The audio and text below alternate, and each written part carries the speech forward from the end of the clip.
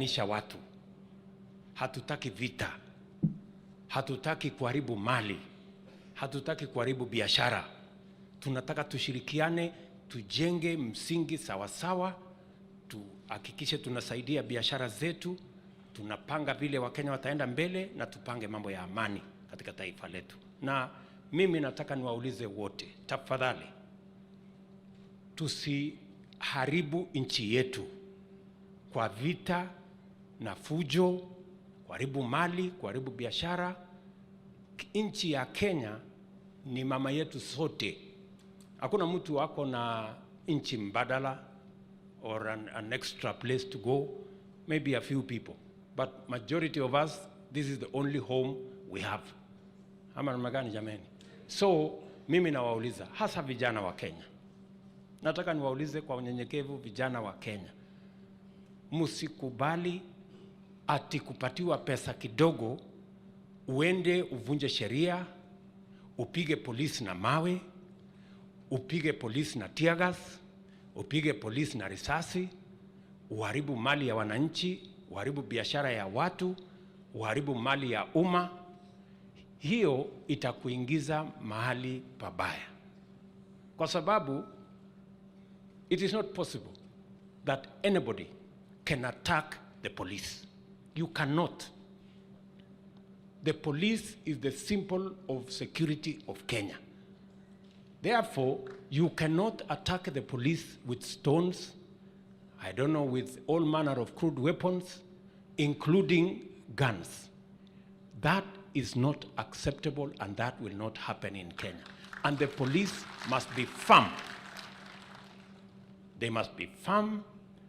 Na mimi nataka niwashukuru police. They have been firm and they have been professional, kuhakikisha kwamba wale wote wanalete fujo, kupiga polisi ati na mawe, ati kupiga askari na tear gas, ati kupiga askari na bunduki, ati kuvamia police station, ati kuharibu mali ya wananchi, kuharibu biashara, kuharibu mali ya umma. Hiyo haitakuwa ni nchi ambayo tunapenda kama wa Kenya. We are a peaceful nation and all of us must be law abiding. Thank you very much, fellow Kenyans. I'm Babu Owino, Member of Parliament in Advocacy's constituency. I want to take this opportunity to thank Kenyans for the great support that you gave me during this challenging moment. I was arrested on Tuesday, the 18th day of July, 2023 at Jomo Kenyatta International Airport around 9 p.m., handcuffed, blindfolded, and thrown in a boot of a Subaru car, driven in the middle of nowhere, put in a solitary confinement.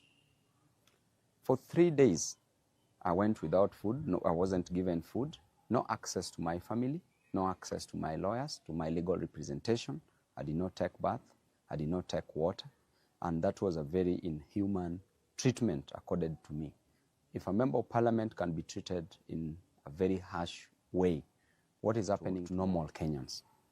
I want to take this opportunity to condemn such acts. The only mistake I made was to fight for Kenyans. And as a leader, an elected member of parliament, I'm a voice of the voiceless. I'm a messenger. You can kill the messenger, but you will never kill the message. You can harass the messenger, but you will never destroy the message that is delivered. And if fighting for Kenyans is what will cost me my life, so be it. I'm an elected member of parliament whose role is to fight for Kenyans, is to fight for the downtrodden, is to fight for the people who are languishing in abject poverty, is to ensure that I deliver the best to them. And that is what I've been doing. Since I was a student leader, I was fighting for the interest of Kenyans, and I will continue fighting for the interest of Kenyans. I will never be gagged. And in fact, what you're doing to me and what you're doing to other leaders will just catalyze this reaction. We will do it even better. We will ensure that we will never be intimidated, we will never be cowed. As you can see, there are very harsh conditions in this life. Life is unbearable. The cost of living must come down. The price of fuel must come down. The price of hunger must come down. The price of other commodities must come down. A good leader is one who ensures that his people do not suffer. Subjecting people to these harsh conditions, to suffering, means that you are fighting for personal interest. This government rode on the back of the hustlers, the same hustlers of whom they are destroying on a daily basis. They are killing them, unleashing policemen to kill them, to maim them, to cause injuries on them, and that is not fair at all. On a daily basis, you blame Raila to be the cause of the deaths of the people. Raila did not give instructions to the police to use brute force, to use the extrajudicial means to gag people from fighting for their inherent and inalienable interest, not only spiritedly but also religiously. Never blame Raila on this, because Raila is not in government. Raila did not take the price of hunger to the ceiling. Raila has not raised the cost of living. You as President Ruto, you as Rigathi Gachagua, what you are doing to the people is to deny them their fundamental human rights. In addition to that, you are killing them. You are destroying them. These hustlers, what will you tell them in 2027? How will you explain to them that you are the same person who used to fight for their interest, that you are the same person who condemned the extrajudicial killings? How will you explain to these hustlers? And I can tell you, even in the Bible itself, a story is told in the book of 1 Kings from chapter 12. When King Solomon had passed on, because King Solomon passed on after increasing taxes, there was heavy burden on the people. And after he passed on, his son, Rehoboam, took over. People went to Rehoboam as the new king and requested that the burden be lifted from their shoulders, that the cost of living to go down. And I invite you as Ruto to read this book, because it will teach you a lot. When people talked to Rehoboam to reduce the cost of living, he told them that he would go and consult the people who had worked with his father, the elders. When he went to the elders told him to listen to the voice of the voiceless, to listen to his people and reduce the cost of living. His father went to the young men whom he grew up with, his age mates, who advised him that he should be harsh on the people. He went back to the people, told the people that I have a solution for the heavy burdens on your shoulder, and the solution is simple. That number one, my little finger. The third thing that Rehoboam told the people is that if there is heavy burden on you, I will make it heavier. This made people to rebel. Because of the harsh treatment of the people, it led to the 12 tribes being divided into two kingdoms.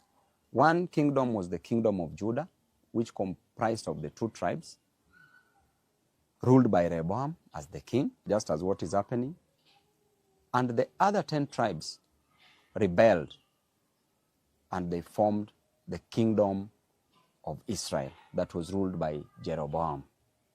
And I can assure you that if you impose heavy taxes on your people, you are meant to go down. You will go down. It doesn't matter who is the messenger. You can destroy the messengers, but the message is clear that you will go down. You may be advised by the fools around you, as we always know, and a leader is known by the people surrounding him. If you're surrounded by the 4 fools, you become the 5th fool. If you're surrounded by 4 wise men, you become the 5th wise man. But as things are clear, in black and white, you are surrounded by fools. I can clearly tell you that Kenya, where it is headed, just like in the Bible, will go down because of the heavy cost of living you're imposing on the people. Because of the high cost of living, because people lack a lot in life, you are rushing to build for people houses. People don't need houses. People just need food. People need school fees. And as a leader, I know what it is to lack food. That's why I will fight for them, because I lacked food at some point. If you tell me you lack food, I know what it is to lack food. If you tell me that you lack school fees, I know what it is to lack school fees. You are rushing to build for people houses, which is not a main challenge, but people's main challenge is the food. Just let the cost of living come down. If it doesn't come down, it must be forced to come down. Lastly, I would like to advise Rachel Ruto and Bishop Dorcas Gachagua that you don't need to pray for Kenya. You don't need to pray for people. Pray for your husbands. The problem is in your house. The problem is not outside the door. You are living with the problem. Don't cast the demons. Look near you. You will see them. We will continue fighting, and to Kenyans, we will always fight for you. Members of the press, we thank you very much for being on the side of the people. Tibim. Ile kitu mimi nataka niwaulize, na lazima tuambiane ukweli kama Wakenya, ni kwamba kama taifa hatuwezi kuendelea kuwa nchi ombaomba. Hatuwezi kuendelea kuendesha nchi yetu kwa misingi ya madeni, pesa ya watu wengine. Kwa sababu saa hizi kwa miezi 8 nimekuwa na kasi kubwa ya kudhibiti uchumi wa Kenya, kwa sababu tulikuwa tunaelekea mahali pabaya na madeni mingi. Nimefanya mikutano mingi na World Bank na IMF na wale watu wengine wengi ambao tumekopa pesa kutoka kwao, kwa sababu tulikuwa tunaelekea mahali telezi. But I want to confirm to the people of Kenya that we have stabilized our economy. Na sasa hatuwezi kuendelea kuendesha nchi yetu kwa misingi ya madeni, pesa ya watu wengine. Kwa sababu saa hizi kwa miezi 8 nimekuwa na kasi kubwa ya kudhibiti uchumi wa Kenya, kwa sababu tulikuwa tunaelekea mahali pabaya na madeni mingi. Nimefanya mikutano mingi na World Bank na IMF na wale watu wengine wengi ambao tumekopa pesa kutoka kwao, kwa sababu tulikuwa tunaelekea mahali telezi. But I want to confirm to the people of Kenya that we have stabilized our economy. Na sasa we cannot be threatened by debts again. Ile kitu mimi siwezi kuruhusu nchi yetu ni kuendelea kuwa nchi ya kuomba left, right, center, front, nyuma, juu, chini. Hapana, that one we cannot do. Tutakusanya ushuru hapa nyumbani, si ndio? Na wale tunakusanya ushuru inaanza na mimi. Mimi ndio niko mstari ya mbele kukusanya ushuru. Na wale wanasanya ushuru ni wale wako na kitu. Kama huna kitu, hauna shida, hakuna mtu atakuuliza chochote. Na hiyo mpango pia itaambatana. Katika budget hii nimeweka bilioni 15 ambayo itatusaidia kujenga masoko. Niliwaambia kina mama mboga tunataka pia tuwapangie mahali ya kufanyia biashara. Wasikue wanakaa kwa jua, mahali wanapigwa na mvua. Tuweke mahali pasafi yenye iko maji, iko stima, iko choo, iko bidhaa zile zingine zote. Na tayari in this year's budget, na by God's grace before the end of this year tarudi hapa tena, tuko na soko ya hapa Mwatate, tuko na soko ya Undani, tuko na soko ya Taveta, tuko na soko ya kule Voi. Tayari zote ziko katika hii budget. The money is in this budget. Sasa mnaona mimi nikiwafungulia kesi, nyinyi wabunge wangu, nikiwafungulia kesi na hawa raia ati mmepinga niwajengee soko, si watafukuza nyinyi? Ama na magari. Lakini unajua mimi si mtu ya kesi, nataka tufanye kazi, you know? Na mimi nashukuru hawa viongozi wamekubali tushirikiane, kwa sababu ile mimi nataka na ile wao wanataka ni maendeleo ya wananchi wa hapa Taita Taveta na taifa letu la Kenya. Ama namna gani jameni? Tutashirikiana namna hiyo? So tuendelee hivyo, tushirikiane. Ushuru inaanza na mimi. Mimi ndio niko mstari ya mbele kukusanya ushuru. Na wale wanasanya ushuru ni wale wako na kitu. Kama huna kitu, hauna shida, hakuna mtu atakuuliza chochote. Sio kama tunaelewana? Tuko pamoja? Na tunatafuta hiyo ushuru ndio tuweze kuendesha taifa letu on our own resources.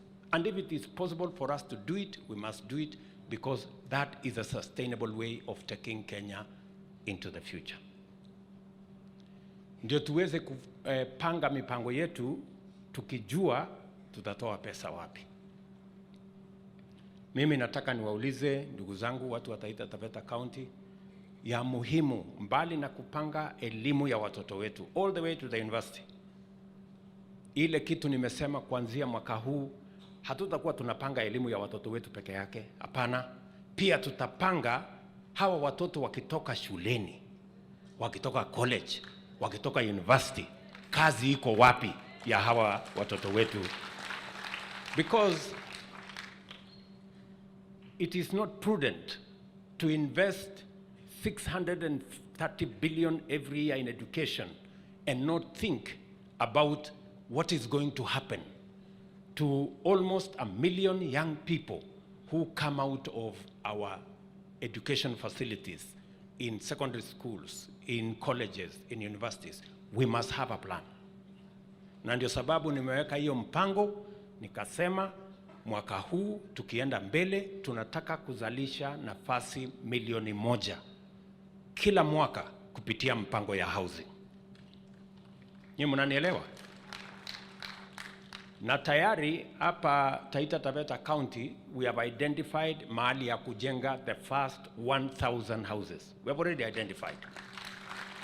Na hiyo tukikuja kuanzisha hapa, na mimi narudi kuanzisha before the end of the year. Tunaelewana? Pale kwa hizo nafasi 1,000 ya nyumba za hapa tutahitaji vijana karibu 4,000 ama 5,000 wa kufanya kazi. Na watakuwa ni vijana wa wapi? Hapa Taita Taveta.